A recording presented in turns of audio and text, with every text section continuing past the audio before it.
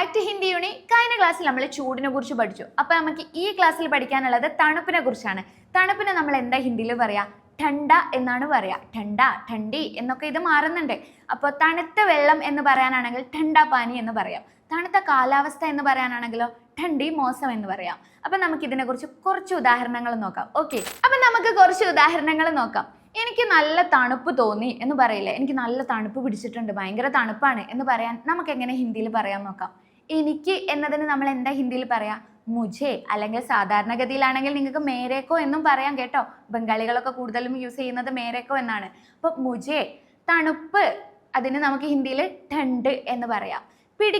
പിടിച്ചു എന്ന് പറയില്ലേ? എനിക്ക് നല്ല തണുപ്പ് പിടിച്ചു എന്നാണ് പറയാനുള്ളത്. അപ്പോൾ മുझे ठंड लग गई എന്ന് പറയാം. മുझे ठंड लग गई.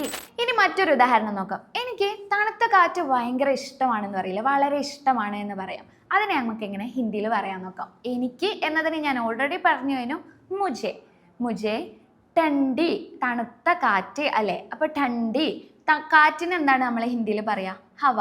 അപ്പം മുझे ठंडी हवा. എനിക്ക് വളരെ ഇഷ്ടമാണ് എന്നാണ് പറയാനുള്ളത്. വളരെ എന്നതിന് ബഹോത്ത് എന്ന് പറയാം. ബഹോത്ത് ഇഷ്ടമാണ് എന്നതിന് പസന്ത് ഹേ എന്ന് പറയാം. സോ നമുക്കിത് ടോട്ടൽ എങ്ങനെ കിട്ടി സെൻറ്റൻസ്? മുझे ठंडी हवा बहुत पसंद है. എനിക്ക് തണുത്ത കാറ്റ് വളരെ ഇഷ്ടമാണ്.